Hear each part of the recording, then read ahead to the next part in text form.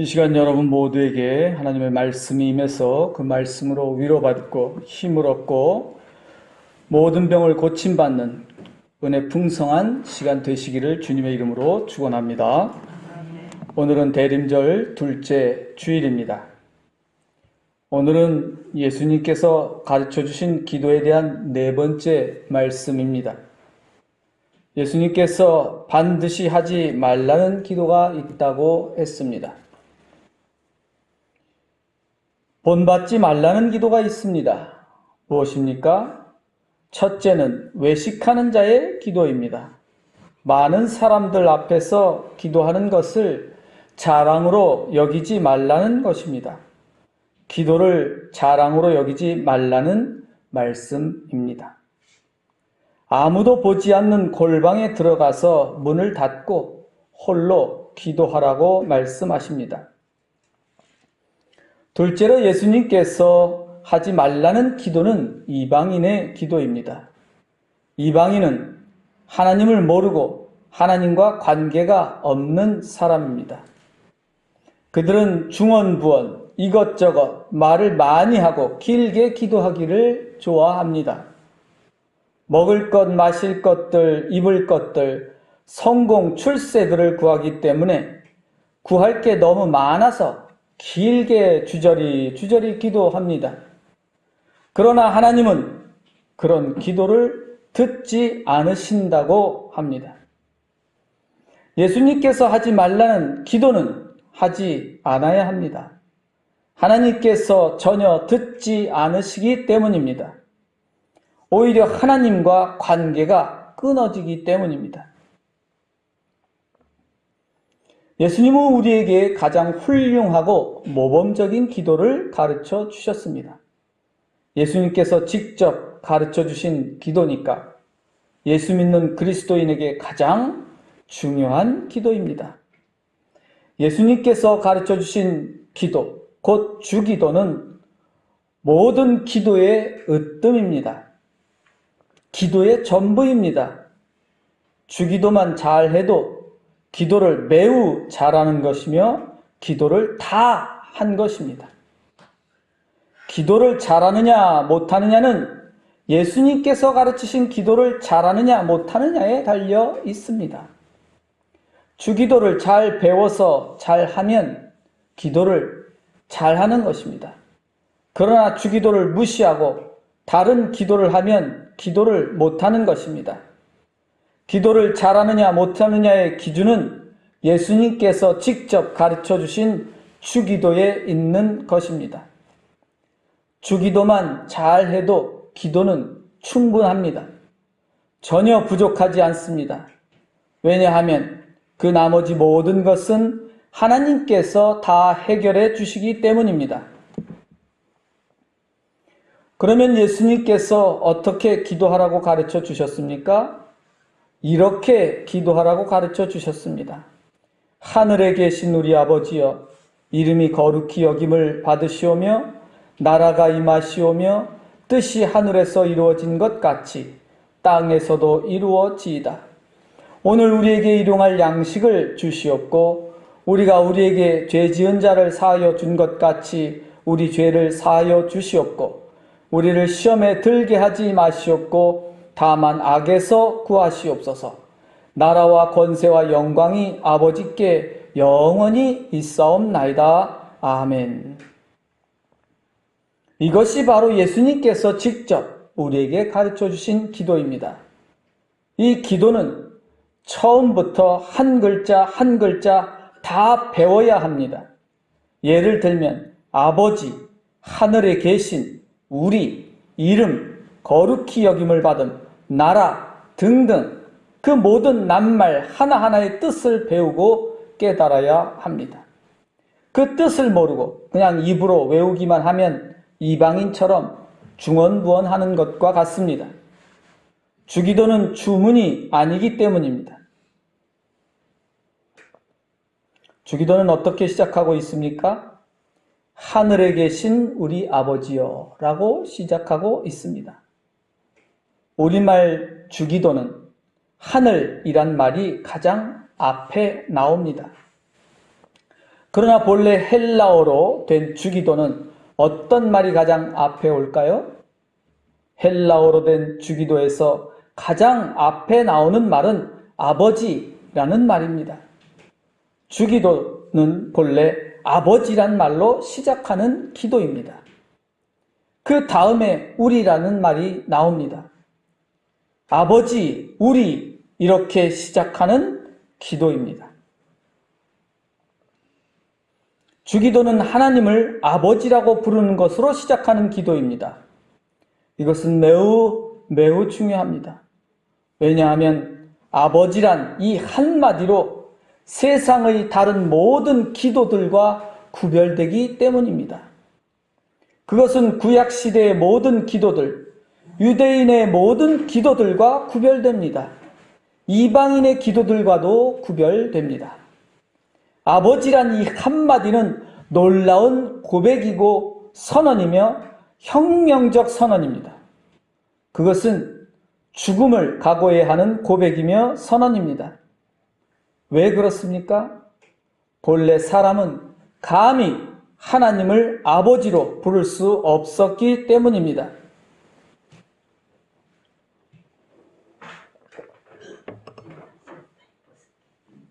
이스라엘 사람들은 감히 하나님의 이름조차 입에 담지 못했습니다. 하나님의 이름이 거룩하다고 믿었기 때문입니다. 하나님의 이름은 다른 모든 신들과 구별된다고 믿었기 때문입니다. 성경에 기록된 하나님의 이름이 무엇일까요? 여호와입니다. 야훼라고도 합니다. 하지만 처음에 하나님의 이름을 어떻게 불렀는지 정확하게 알 수 없습니다. 성경에 글자는 써 있는데 감히 읽을 수가 없었기 때문입니다. 성경책에 하나님의 이름은 자음으로만 쓰여 있습니다. 예를 들면 시옷, 리을 두 자음이 써 있다고 해봅시다. 어떻게 읽어야겠습니까? 시옷, 리을.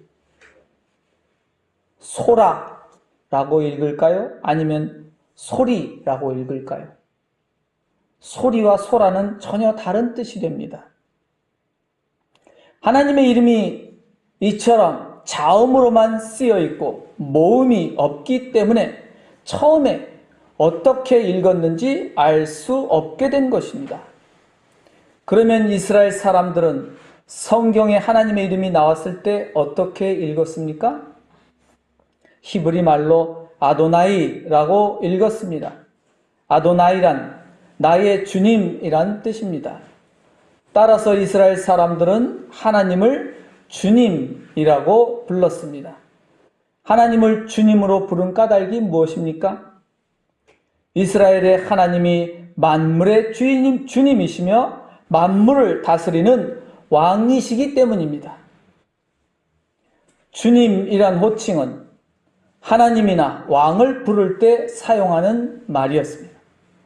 이처럼 이스라엘 사람들은 감히 하나님의 이름조차 부를 수 없었고 단지 주님이라고 불렀습니다. 그런데 예수님께서는 감히 하나님을 아버지라고 부르신 것입니다. 여러분은 예수님께서 하나님을 아버지로 부르신 것이 너무나도 당연하게 들릴 것입니다. 그러나 예수님 시대에는 그것이 결코 당연한 일이 아니라 매우 놀랍고 혁명적인 것이었습니다. 지금 우리나라에서 가장 힘이 센 사람은 돈이 제일 많은 삼성의 이재용 회장입니다. 제가 만일 이재용 회장을 아버지라고 부른다면 사람들이 어떻게 생각할까요? 정신 나간 놈이라고 생각할 것입니다. 조선시대에 시골에서 올라온 촌놈이 왕을 보고 아버지라고 부른다면 어떻게 되었을까요? 아마도 왕을 모독한 죄로 포도청에 끌려가서 몽둥이로 죽도록 두들겨 맞았을 것입니다. 능지척참을 당했을 것입니다. 이스라엘에서는 감히 어떤 사람도 하나님을 아버지라고 부를 수 없었습니다. 그 시대 2000년 전에는 전 세계에서 아무도 하나님을 아버지로 부르는 사람은 없었습니다. 그것은 100년 전에도 그랬고 지금도 그렇습니다. 왜냐하면 하나님을 아버지라고 부르는 것은 하나님을 모독하고 왕을 모독하는 일이었기 때문입니다. 물론 한 나라에서 단 한 사람만이 하나님을 아버지로 부를 수는 있었습니다. 누굴까요? 왕입니다. 왕은 하나님을 아버지로 부를 수는 있었습니다. 왜냐하면 옛날에 왕은 하나님의 아들로 여겨졌기 때문입니다. 그러나 왕조차도 감히 공개적으로 하나님을 아버지라고 부르기는 두려워했습니다. 옛날 사람들은 왕을 곧 신이나 신의 아들로 믿었습니다. 요즘에도 그렇게 믿는 사람들이 있기는 합니다. 따라서 오직 왕만이 하나님을 아버지라고 부를 수는 있었습니다. 그런데 왕도 아닌 보통 사람이 하나님을 아버지라고 부른다면 그것은 무엇을 뜻하는 것입니까? 그가 스스로 자신을 왕이라고 선언하는 것입니다.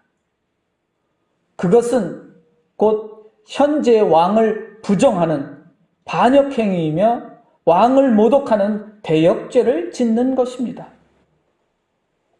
예수님은 어디 출신입니까? 저 갈릴리 나사렛 촌동네 출신입니다. 예수님은 시골에서 자란 촌놈입니다. 이스라엘의 왕의 가문도 아니며 높은 귀족 집안도 아니었습니다. 물론 성경에선 예수님이 다윗의 자손이라고 말씀하고 있습니다. 하지만 그것은 사실상 우리나라 이씨들이 다 자기 조상이 조선 건국 왕 이성계라고 말하는 것과 비슷한 것입니다. 2000년 전에 하나님을 왕으로 섬기며 또한 왕이 세상을 지배하던 시대에 갈릴리 출신 촌놈이 감히 하나님을 아버지라고 부른다는 게 말이 되겠습니까? 도저히 있을 수 없는 일이었습니다. 정신이 나간 미친 사람이거나 만일 제정신이라면 그렇게 말할 수 없는 것입니다. 그러나 만일 그렇게 말했다면 당연히 자신이 죽을 줄은 알고 있었을 것입니다. 하나님을 모독하고 왕을 모독하는 가장 중대한 죄를 지었기 때문입니다. 무엇보다도 왕을 모독한 죄보다 더 큰 죄는 하나님을 모독한 죄입니다. 그래서 이스라엘의 종교 정치 지도자들, 대제사장들, 율법학자들, 서기관들, 백성의 장로들, 바리새인들은 시골에서 올라온 어떤 촌놈이 그런 말을 했다는 소문을 듣고 크게 분노했습니다. 그래서 그들은 예수님을 당장 잡아 혼내서 죽일 계획을 세웁니다. 결국 이스라엘 통치자들은 예수님을 하나님을 모독한 신성 모독죄로 심판합니다. 또한 로마 황제를 모독한 죄를 지었다며 로마 총독에게 처벌하라고 넘겨줍니다. 예수님은 로마 황제를 모독한 죄로 조롱당하고 몹시 채찍질당하고 십자가에 처형당하십니다. 결국 예수님은 이스라엘의 통치자들과 로마 군인들에 의해서 고난을 당하시고 십자가에 처형당하신 것입니다. 예수님께서 십자가에 달려 죽임을 당하시게 된 까닭이 무엇입니까? 근본적인 이유는 예수님이 하나님을 감히 아버지라고 불렀기 때문입니다. 그것은 이스라엘 통치자들의 권력을 뿌리부터 흔들어 놓는 것이었습니다. 뿐만 아니라 이스라엘을 식민 통치하는 로마 황제를 감히 모독한 것입니다. 더 나아가 세상의 모든 왕들과 권력을 부정한 것입니다. 여러분은 예수님이 하나님을 아버지라고 부르신 것에 대해서 당연하게 여기실 것입니다. 왜냐하면 예수님은 하나님의 아들이라고 이미 알고 있기 때문입니다. 하지만 그것은 여러분이 지금 그렇게 믿는 것처럼 당연한 일이 전혀 아니었다는 것입니다. 하나님을 아버지로 부르는 일은 세상의 왕을 거부하고 부정하는 일입니다. 하나님을 아버지로 부르는 일은 세상의 권력을 부정하고 거부하는 일입니다. 또한 내가 바로 하나님께서 세우신 왕이다 라고 선언하는 것입니다. 세상의 왕들은 백성을 억압하고 백성의 소유를 강제로 빼앗습니다. 그러나 하나님께서 세우신 왕은 정반대입니다. 하나님을 아버지로 부르는 왕은 이웃을 사랑하고 섬기는 사람입니다. 더욱 놀라운 것이 있습니다. 예수님은 자신만 하나님을 아버지로 부르신 게 아닙니다. 예수님은 그 당시에 보통 사람들에게 하나님을 아버지로 부르라고 가르쳐 주신 것입니다. 하나님은 내 아버지이면서 동시에 너희의 아버지이시다. 하나님은 우리의 아버지이시다. 그러니까 너희도 나와 같이 기도할 때마다 하나님을 아버지라고 불러라. 이것이 바로 예수님께서 가르치신 기도의 놀라운 선언입니다. 하나님을 아버지로 부르면서 시작하는 기도는 기도하는 사람 자신이 이미 하나님의 아들이며 하나님께서 세우신 사랑의 왕이라는 신앙 고백입니다. 세상을 향해서 세상의 모든 악한 권력을 부정하고 거부한다는 강력한 선언입니다. 세상의 그 어떤 것도 나를 먹여 살리는 아버지, 곧 왕이나 통치자나 주인으로 섬기지 않겠다는 선언입니다. 간단히 말하면 하나님을 아버지라고 부르는 것은 세상의 돈 우상과 권력 우상을 거부하는 선언입니다. 그것은 만물을 창조하시고 만물을 다스리시는 주님은 오직 여호와 하나님 한 분이심을 믿고 고백하는 것입니다.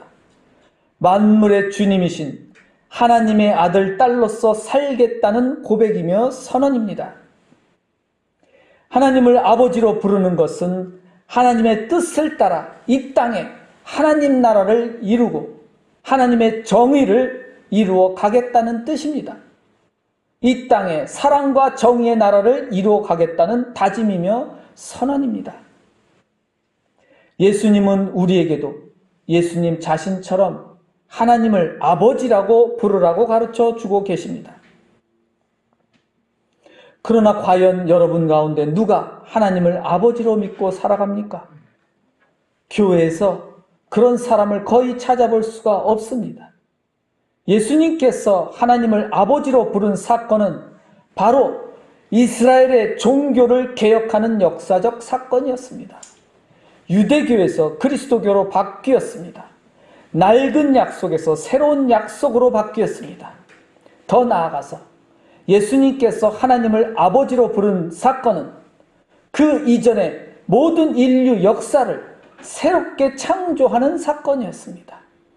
그 사건은 인류 역사가 바뀌는 참으로 놀라운 사건이었습니다. 그 역사는 지금도 이어지고 있습니다. 하지만 2000년이 지난 지금까지도 하나님을 아버지로 믿지 못하는 사람들이 거의 전부입니다. 하나님을 아버지로 부르지 못하는 사람들이 거의 전부입니다. 예수님은 2000년 전에 이미 하나님을 아버지로 부르셨는데 우리는 아직도 하나님을 아버지로 믿지 않고 아버지라고 부르지도 않습니다. 왜 하나님을 아버지라고 부르는지조차도 모르고 하나님을 믿는다는 교인들이 거의 전부입니다. 왜냐하면 성경을 읽지도 않고 하나님의 말씀을 듣지도 않고 깨닫지도 못하고 그저 자기 욕심을 채우려고 하나님을 믿기 때문입니다. 하나님을 자기 욕심을 채우는 종으로만 삼으려고 하기 때문입니다. 그건 하나님이 아니라 우상임을 깨달아야 합니다. 거의 모든 교인들은 하나님을 아버지로 여기는 게 아니라 하나님은 내 뜻대로, 내 마음대로 부려먹을 수 있는 종 같은 존재로 여깁니다. 기도할 때마다 하나님 아버지의 뜻을 구하고 그 뜻에 따라 살겠다는 다짐을 하지 않습니다. 그보다는 내 뜻을 내세우며 내 뜻을 이루기 위해서 하나님을 머슴처럼 부려먹습니다. 이거 해라 저거 해라 합니다. 그것이야말로 하나님을 모독하는 범죄 행위입니다.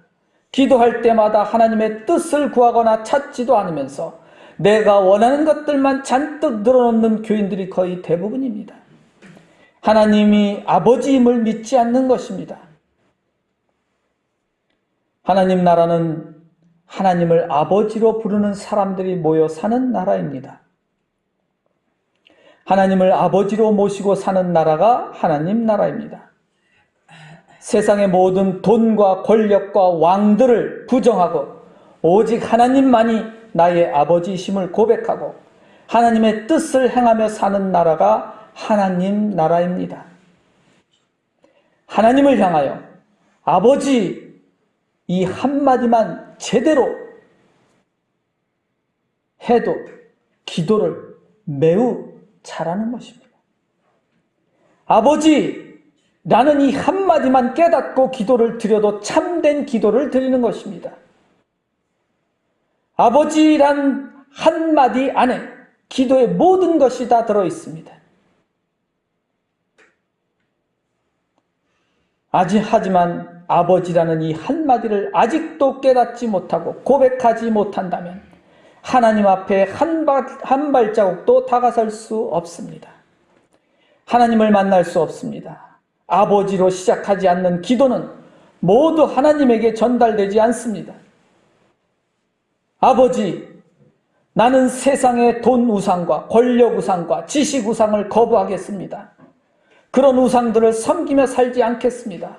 아버지, 나는 악한 자들을 따라 살지 않겠습니다. 아버지, 나는 하나님 나라와 하나님의 정의를 구하고 찾으며 하나님 나라를 이루고 하나님의 정의를 이루어 가겠습니다. 아버지, 나는 사랑의 아버지처럼 이웃을 사랑하며 섬기는 존재가 되겠습니다. 이것이 바로 아버지로 시작하는 주기도의 진짜 의미입니다. 예수님께서는 하나님이 자신의 아버지이신 것처럼 우리에게도 아버지가 되시기를 원하십니다. 예수님은 자신이 하나님의 아들로서 사셨던 것처럼 우리도 하나님의 딸과 아들로서 살아가기를 원하십니다. 예수님은 자신이 하나님 나라를 이루며 하나님의 사랑과 정의를 따라 사셨던 것처럼 우리도 하나님 나라를 이루며 하나님의 사랑과 정의를 이루어 가기를 원하십니다. 그렇기 때문에 우리에게 아버지로 기도를 시작하라고 가르쳐 주신 것입니다. 아버지, 이렇게만 기도를 시작해도 기도를 매우 잘하는 것입니다. 물론 그 뜻을 깨닫고 그 기도대로 살아야 기도를 잘하는 것입니다. 하나님을 아버지로 부르지만 하나님의 자녀답게 살지 않는다면 그것이야말로 진짜 하나님을 욕되게 하는 것입니다. 하나님의 이름에 먹칠하는 것이고 하나님을 모독하는 것입니다. 성령을 받아야 하나님을 아버지로 부를 수 있습니다.